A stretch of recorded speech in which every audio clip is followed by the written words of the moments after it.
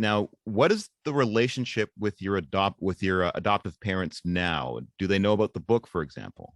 I'm open to like I still love them. I'm always open to to having my family in my life. They may not necessarily know me, but I mean they have.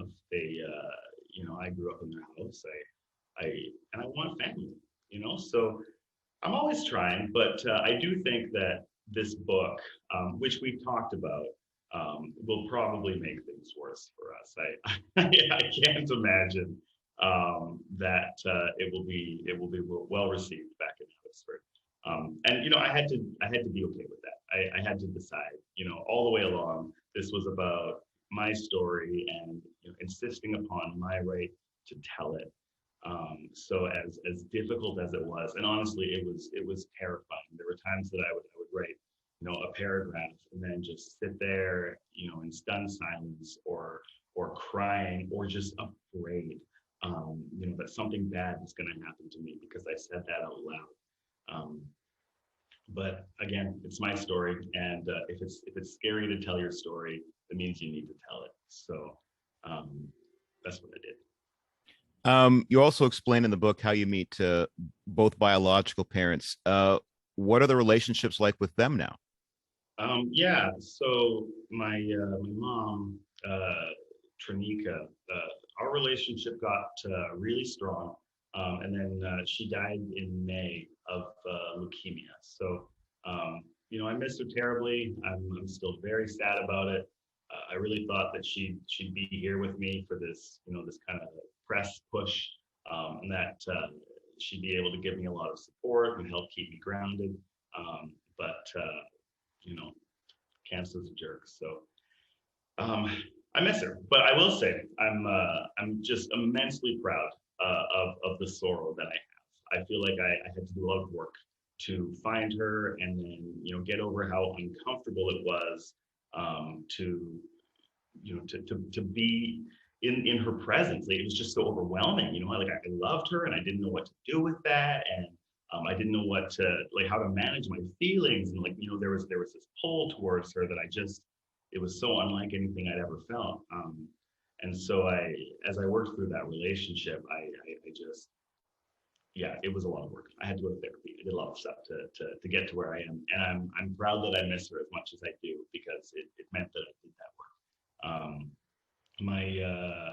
My dad, Corey, we don't speak that often.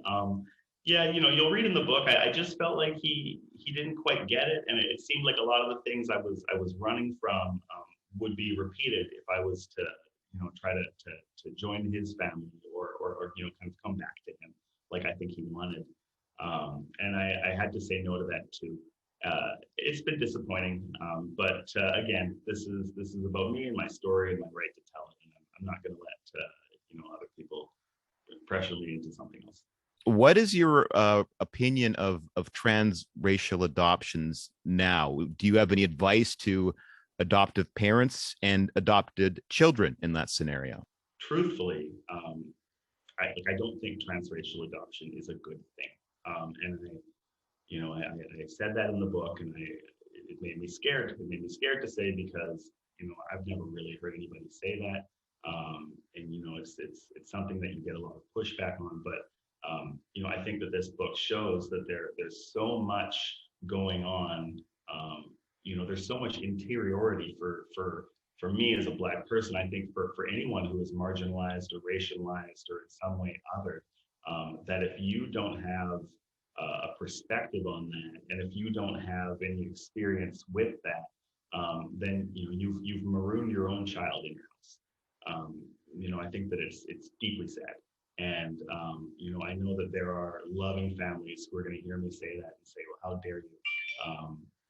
And fine, but that's how I feel about it. And I think that as your adopted children grow into full three-dimensional people, if you can't accept where they go, and what they begin to think about what happened before they were conscious, then your relationship is going to be strained, and you will wind up drifting into two separate realities. And what do you hope people, readers, get out of the book?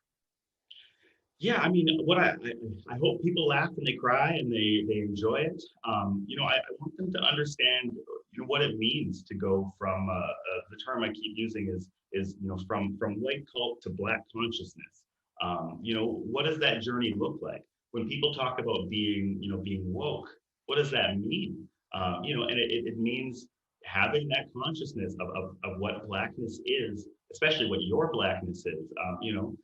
Having that consciousness of what whiteness is and how it functions, and understanding that I don't see color really doesn't cut it. It just doesn't cut it. My blackness is such a huge part of who I am, and there was nothing I could do to stop that from being true. There was nothing. So if you're going to say that you don't see that about me, you don't see me. And I want people to identify with me. I'm writing in a voice and in a language that I know white folks especially will understand, because it's your voice. I grew up in Abbotsford. I'm going to sound like people from Abbotsford. And I want them to hear that and to see what it feels like to be black in a white space, and what would have happened to them if they weren't. So yeah, I think that there's a lot of growth that can happen. There's a lot of education and instruction. But really, I do just want people to enjoy the book. I wrote it, and I hope you like it. Tell me that you do, because it's important to me. I like the book. Yes. Yay! The name of the book is Invisible Boy: A Memoir of Self Discovery. My thanks again to Harrison Mooney. Incredible book. Thank you so much, John.